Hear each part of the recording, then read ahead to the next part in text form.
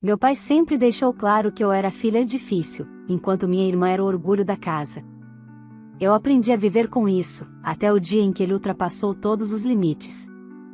Tudo começou por causa de um carro, o meu carro, que ele achava que eu não quis emprestar para minha irmã. Movido pela raiva e pelo favoritismo de sempre, ele decidiu se vingar de mim de um jeito que eu nunca imaginei. Riscou o carro inteiro, achando que estava me dando uma lição. O que ele não sabia, é que aquele carro já nem era mais meu. Eu o tinha vendido há uma semana, e justamente para um tenente da polícia. A partir desse momento, a vida dele, da minha mãe e da minha irmã nunca mais foi a mesma. Olá, seja bem-vindo ao canal Histórias Surpreendentes, curta e se inscreva nesse canal, aproveite e ative as notificações. Comente aqui de qual cidade você está assistindo, vou adorar saber e deixar um coração no seu comentário. Desde que me entendo por gente, meus pais deixaram claro que dentro da nossa casa existiam dois mundos diferentes. Um girava em torno da minha irmã, Helena, a filha perfeita, doce e admirada por todos.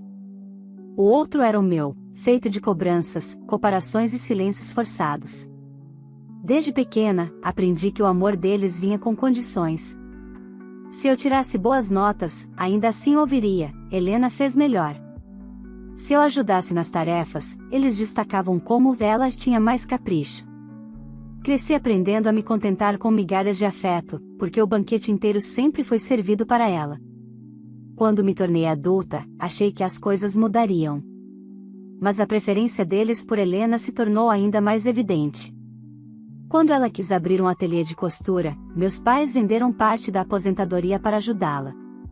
Quando eu quis comprar meu primeiro carro, ouvi apenas: "Se vire, ninguém te mandou querer mais do que pode pagar."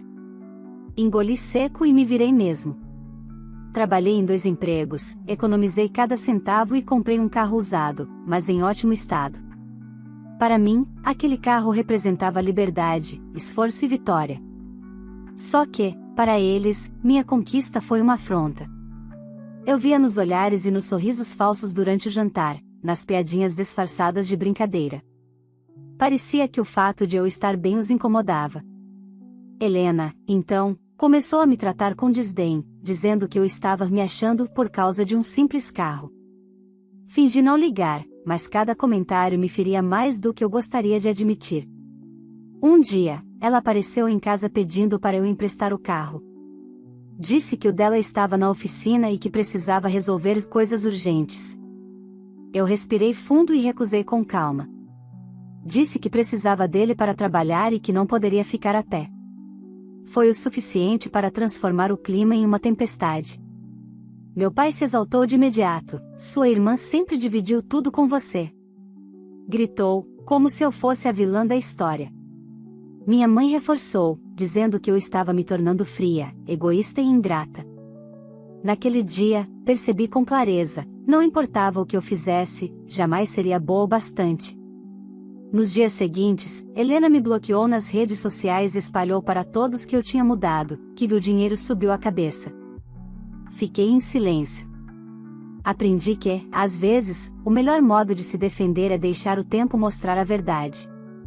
Foi então que decidi dar um passo adiante, venderia o carro e compraria um melhor. Eu podia. Tinha juntado mais dinheiro, e queria algo que representasse a nova fase que eu estava construindo, longe da aprovação deles. Fechei o negócio com um comprador que me passou total confiança, um tenente da polícia local. Educado, honesto e exigente com detalhes, ele ficou impressionado com o estado impecável do carro. Entreguei as chaves com um misto de orgulho e alívio. Para mim, aquele capítulo estava encerrado. Alguns dias depois, fui ao mercado do centro para fazer compras. Estava tranquila, até perceber algumas pessoas cochichando na entrada. Quando me aproximei, vi algo que me fez travar: meu antigo carro, completamente riscado, coberto de palavrões entalhados na lataria e com o vidro lateral trincado.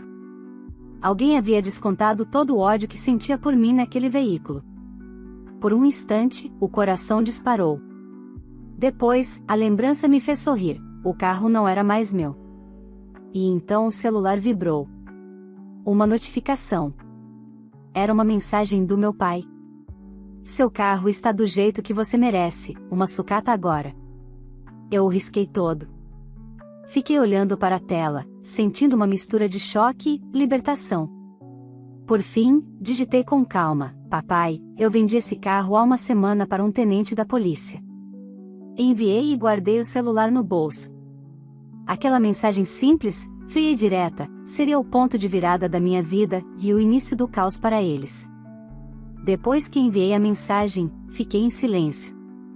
Parte de mim esperava uma resposta imediata, um pedido de desculpas, talvez até uma tentativa de justificar o injustificável. Mas nada veio. Nem um ponto azul apareceu indicando que ele havia lido. Sorri com ironia.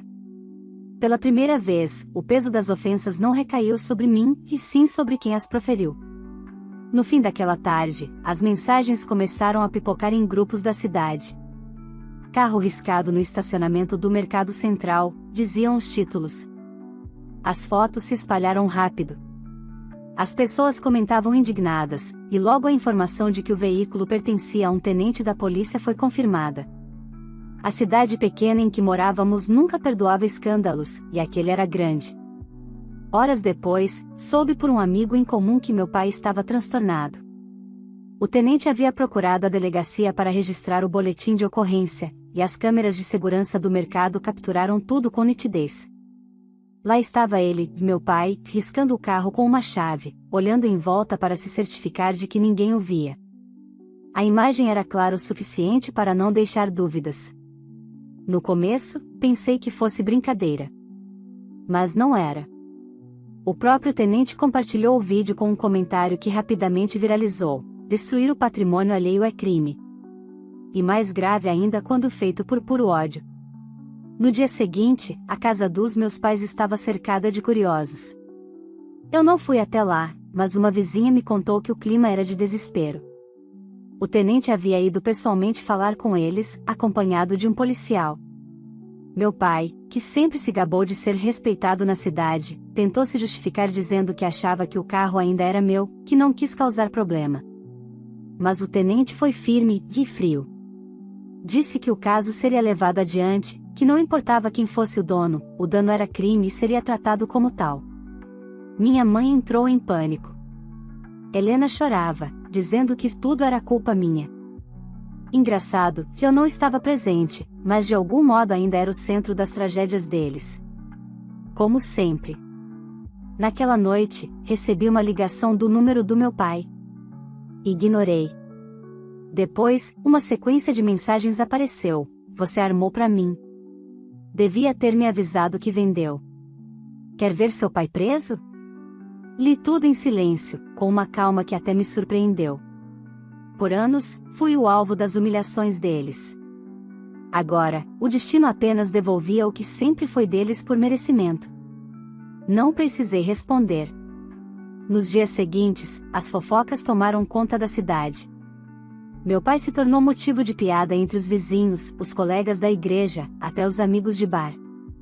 O homem orgulhoso, que sempre apontava o dedo para mim, agora era apontado pelos outros. E Helena, bem, ela não escapou da vergonha. Muitos descobriram que ela havia sido a causadora indireta de toda a confusão. Enquanto isso, eu apenas segui minha rotina. Continuei trabalhando, planejando a compra do novo carro, um modelo mais moderno, que simbolizava minha nova fase. Senti uma estranha paz, algo que nunca havia experimentado dentro daquela família. Mas o que eu não imaginava era que aquilo era só o começo. O tenente, inconformado com o prejuízo, decidiu abrir um processo civil contra meu pai. E, para piorar, as câmeras do mercado revelaram também a presença de Helena, rindo e gravando o momento com o celular. O vídeo caiu na internet. Em questão de horas, todos sabiam quem eram os autores do vandalismo. Meu pai tentou alegar que foi um mal-entendido, mas o estrago já estava feito. A autoridade do tenente, combinada com a repercussão, transformou o caso em algo muito maior. O nome da minha família estava em manchetes locais, e o orgulho deles se dissolvia a cada nova publicação. Recebi, então, outra mensagem curta, dessa vez, de um número desconhecido, mas com um tom que eu reconheceria em qualquer lugar: era minha mãe. Você está satisfeita agora? Não respondi. Apenas olhei para o celular, deixei a tela apagar e continuei o que estava fazendo. Pela primeira vez, não senti culpa. Pela primeira vez, a justiça parecia se fazer sem que eu precisasse levantar um dedo. Mas algo me dizia que o verdadeiro desfecho ainda estava longe. E que o preço do que fizeram estava apenas começando a ser cobrado. Nos dias que se seguiram, minha família se tornou o assunto principal da cidade. As fotos do carro riscado estavam em todos os grupos de WhatsApp, acompanhadas de legendas debochadas e comentários que variavam entre indignação e sarcasmo. O vídeo das câmeras do mercado havia se espalhado como fogo em palha seca. Meu pai, com a chave na mão e o olhar rancoroso, era visto riscando a lateral do veículo. Helena aparecia logo atrás, rindo, filmando tudo como se fosse uma travessura qualquer. Em poucas horas, o nome deles estava em sites locais e até em perfis de fofoca da região. Meu sobrenome, que durante anos me pesou como um fardo, agora pesava sobre eles. O homem que sempre se gabou de ter respeito estava escondido dentro de casa, evitando sair até para comprar pão. Minha mãe, por sua vez, tentava apagar o incêndio ligando para conhecidos, dizendo que tudo era um grande mal-entendido. Mas ninguém acreditava. O tenente registrou queixa formal, exigindo indenização pelos danos materiais e morais. Como policial, ele não deixaria aquilo passar. Me disseram que, na delegacia, ele foi categórico: se fosse o carro de qualquer cidadão, eu faria o mesmo. Lei é a lei. A firmeza dele foi o suficiente para que o caso fosse levado adiante. O boletim de ocorrência se transformou em processo judicial em questão de dias. A repercussão afetou profundamente meus pais. A empresa em que meu pai trabalhava pediu o afastamento temporário, alegando que a imagem dele comprometia a reputação da firma. Helena perdeu vários clientes do ateliê, e algumas pessoas começaram a devolver encomendas já pagas. As redes sociais dela ficaram repletas de críticas e comentários agressivos. Pela primeira vez, ela experimentava o que sempre me fez sentir: o desprezo público. Enquanto isso, eu observava tudo de longe. Não com prazer, mas com um tipo de paz silenciosa. Era como se, depois de anos tentando provar meu valor, a própria vida tivesse se encarregado de colocar cada coisa no seu devido lugar. Recebi uma ligação de um número desconhecido. Atendi. Era o tenente. Boa tarde, senhorita. Só liguei para agradecer a honestidade da sua mensagem. Vi que você não tinha culpa de nada. Espero que não se preocupe, estou resolvendo isso da forma correta. A voz dele era firme, mas cordial. Fico feliz que tenha entendido, respondi. Me desculpe pelo transtorno, mesmo que involuntário. Não se preocupe. A responsabilidade é toda deles. A justiça vai cuidar disso. Quando desliguei, senti uma mistura estranha de alívio e melancolia. Por mais que não quisesse, parte de mim ainda carregava aquele instinto antigo de se culpar por tudo. Mas não dessa vez. No final da semana, recebi uma nova enxurrada de mensagens, agora de conhecidos, ex-colegas, até parentes distantes. Todos comentavam o escândalo. Alguns riam, outros se diziam surpresos, e alguns poucos até tentaram me consolar, como se eu fosse a vítima colateral do desastre. Eu apenas agradecia e mudava de assunto. Não queria alimentar o caos. Na pequena cidade onde morávamos, reputação era moeda. E meus pais acabaram de perder a deles. O orgulho que sustentaram por anos, às custas da minha dor, começou a ruir diante de todos. Meu pai passou a sair de casa apenas à noite, escondido, com boné e máscara. Helena trancou as redes sociais e se isolou.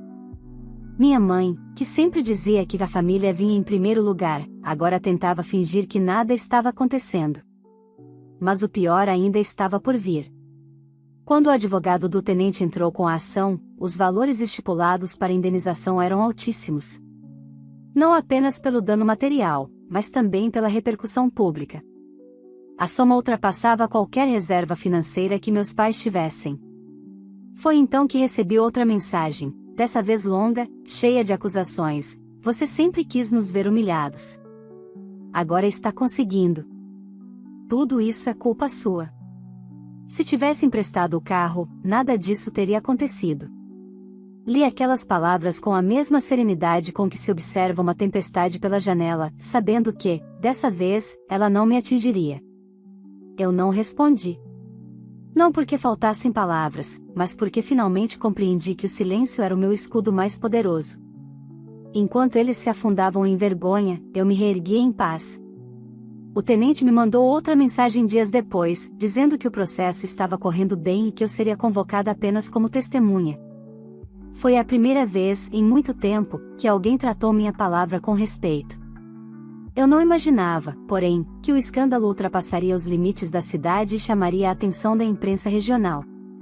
E, com isso, o nome da minha família voltaria às manchetes, dessa vez, de forma ainda mais devastadora.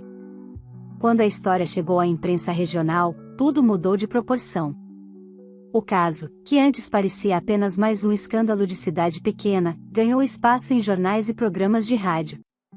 As manchetes eram implacáveis: homem risca carro de tenente achando que era de sua filha, família comete vandalismo e acaba processada por oficial da polícia.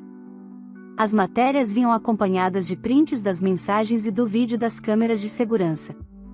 Não havia como negar o que estava diante de todos. No começo, tentei evitar ler os comentários, mas era impossível não esbarrar nas publicações.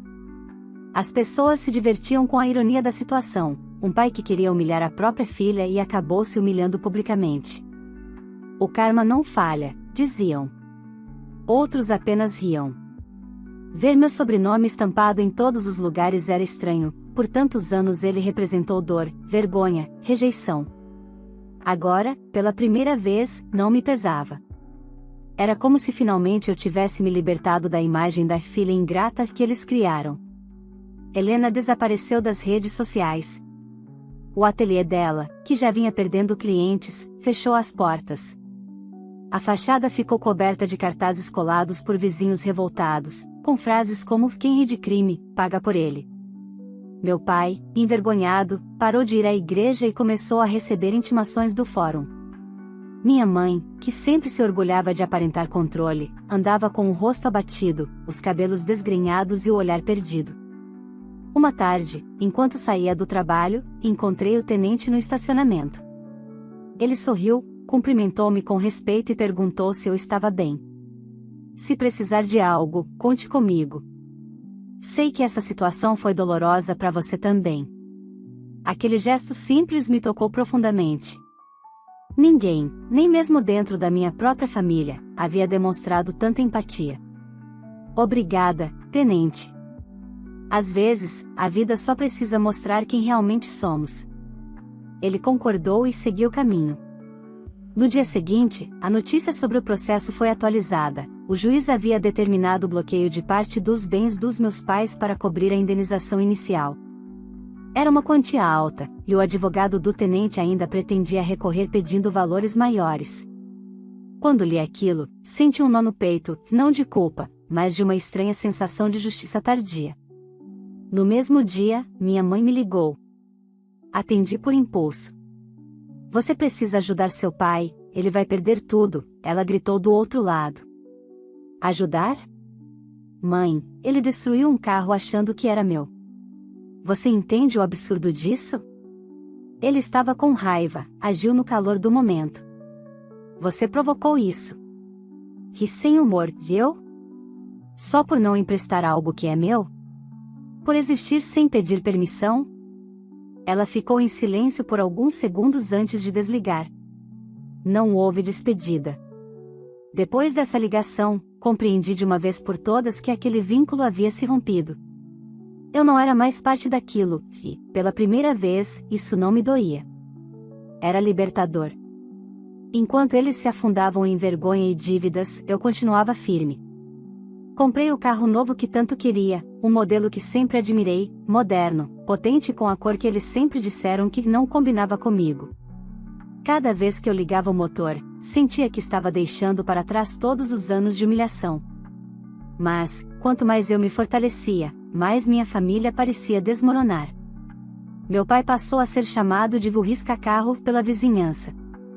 Perdeu o emprego definitivamente.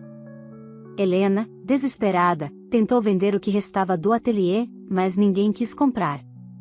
E minha mãe, em meio ao caos, começou a mandar mensagens encharcadas de rancor, dizendo que eu estava feliz com o sofrimento deles. Talvez o mais curioso fosse o contraste entre nós. Enquanto eles colecionavam escândalos, eu estava finalmente em paz. Voltei a dormir sem medo, a me olhar no espelho sem sentir culpa. Comecei a planejar viagens, cursos e novos projetos de trabalho. Descobri, aos poucos, que a liberdade também pode ser silenciosa, e que às vezes o melhor castigo é simplesmente seguir em frente. Mas o destino ainda guardava mais uma virada. Certo dia, recebi uma intimação. O advogado do tenente me convocava como testemunha na audiência do processo. Eu teria que depor diante deles. A ideia de encará-los depois de tudo me causou um arrepio. Não por medo, mas porque eu sabia que aquele momento seria o ponto final definitivo da nossa história. E, dentro de mim, uma certeza começava a crescer. Depois daquela audiência, nada, absolutamente nada, voltaria a ser como antes. O dia da audiência chegou mais rápido do que eu esperava. Acordei cedo, mas não com o coração acelerado como imaginei que estaria. Pelo contrário, havia uma serenidade quase estranha dentro de mim. Depois de tantos anos tentando provar minha inocência diante das acusações da minha própria família, agora seria a vez de eles enfrentarem a verdade, não a minha palavra, mas os fatos. Cheguei ao fórum com roupa simples, o cabelo preso e a cabeça erguida. Não queria parecer provocativa, apenas firme. Do lado de fora, algumas pessoas esperavam curiosas. Em cidade pequena, até o vento carrega notícias. O caso já tinha virado uma espécie de espetáculo moral, o exemplo de como a arrogância pode destruir até o que parecia inabalável. Quando entrei na sala, vi meus pais e Helena sentados à mesa da defesa. Meu pai parecia outro homem, abatido, envelhecido, o olhar vazio. Minha mãe tinha olheiras profundas e segurava um lenço entre os dedos trêmulos. Helena, de cabeça baixa, evitava me encarar. Talvez pela vergonha, talvez pelo orgulho. Ou pelos dois. O juiz iniciou a sessão com voz calma, pedindo respeito e objetividade. O advogado do tenente apresentou as provas, o vídeo das câmeras de segurança, as mensagens enviadas pelo meu pai e as testemunhas que viram o ocorrido. Quando as imagens foram exibidas, o silêncio na sala se tornou quase sufocante. O som da chave arranhando o carro ecoou como uma confissão. O advogado da defesa tentou argumentar que tudo não passava de um erro de julgamento, que meu pai havia sido impulsionado por emoções momentâneas. Mas o juiz foi direto: impulsividade não apaga crime, senhor. Em seguida, foi minha vez de ser chamada. Caminhei até o centro da sala com passos firmes. O juiz me olhou com atenção e perguntou se eu confirmava o teor das mensagens enviadas. Respirei fundo antes de responder. Sim, meritíssimo. Foi exatamente assim. Recebi a mensagem do meu pai dizendo que havia arriscado o carro por vingança, acreditando que era meu. Eu apenas respondi que já o havia vendido. Para quem? Para um tenente da polícia. Alguns cochichos surgiram na plateia, abafados logo pelo silêncio que voltou a se impor. Continuei. Durante toda a minha vida, tentei conquistar o respeito da minha família. Trabalhei, estudei, lutei por tudo que tenho. Mas sempre fui tratada como a errada, a fria, a ingrata. O carro que eles destruíram era fruto do meu esforço. O que eles não sabiam é que, ao tentarem me humilhar, acabaram humilhando a si mesmos. O juiz manteve o olhar firme, mas pude ver um leve aceno de compreensão. O advogado do tenente agradeceu, e fui dispensada. Quando me virei para voltar ao assento, cruzei o olhar de Helena. Pela primeira vez, não vi soberba, apenas medo. Meu pai manteve a cabeça baixa, e minha mãe chorava baixinho. Após as alegações finais, o juiz suspendeu a sessão para análise do caso, avisando que a sentença seria divulgada em poucos dias. Quando saí da sala, respirei fundo. Lá fora, o sol brilhava como se o mundo tivesse decidido seguir em frente e, de certa forma, era exatamente isso que eu faria. Nos dias seguintes, as reações foram intensas. A audiência virou pauta de novos portais de notícia.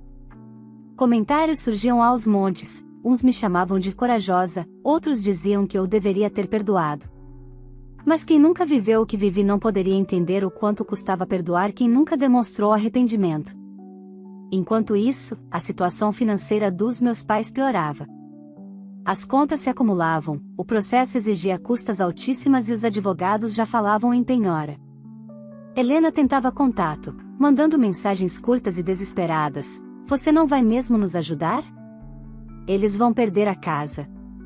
Por favor, fala comigo. Mas eu não respondi.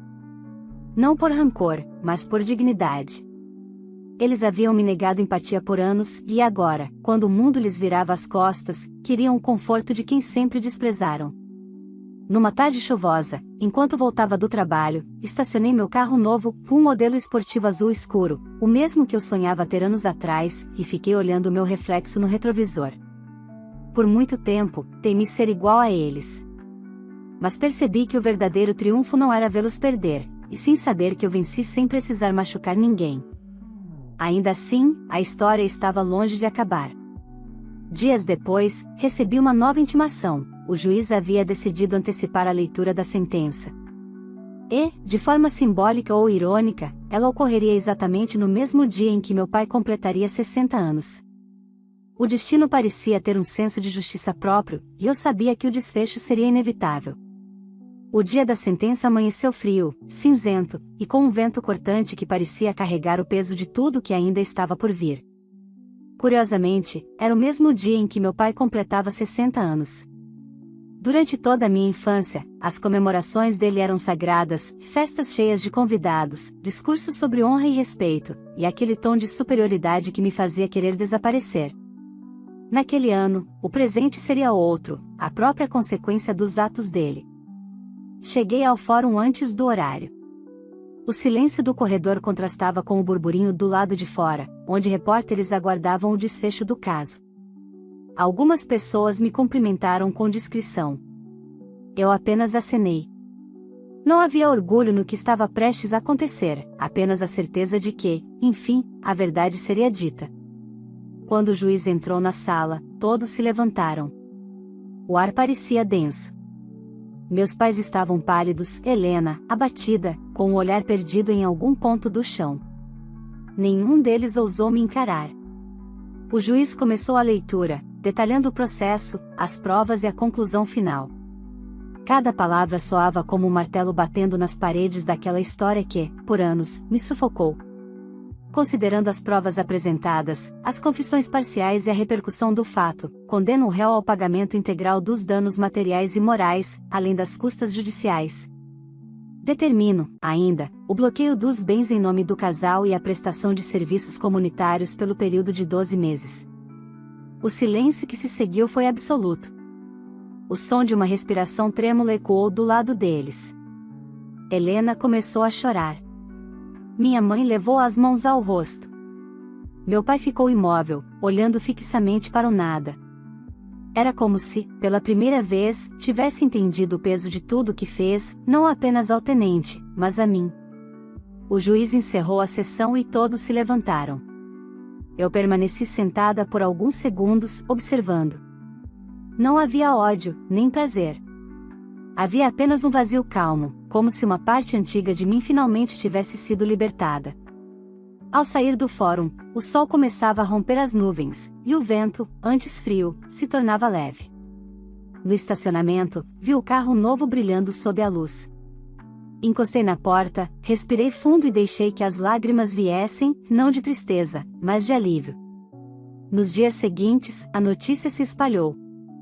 As manchetes eram impiedosas: homem é condenado por vandalismo contra carro de policial, erro custou caro à família envolvida em crime de ódio. A história virou um exemplo nas redes sociais sobre as consequências da inveja e da arrogância. Helena desapareceu de vez. Diziam que foi morar com uma tia distante, tentando recomeçar. Meus pais venderam o que restava da casa para pagar parte da indenização. Eu soube disso pelos vizinhos, eles não tiveram coragem de me procurar. Nem precisavam. O ciclo entre nós estava encerrado. Com o tempo, a cidade esqueceu o escândalo, mas o sobrenome deles nunca mais teve o mesmo peso. O orgulho que o sustentava foi substituído por um silêncio constrangedor. E, pela primeira vez, aquele silêncio não me machucava. Ele me protegia.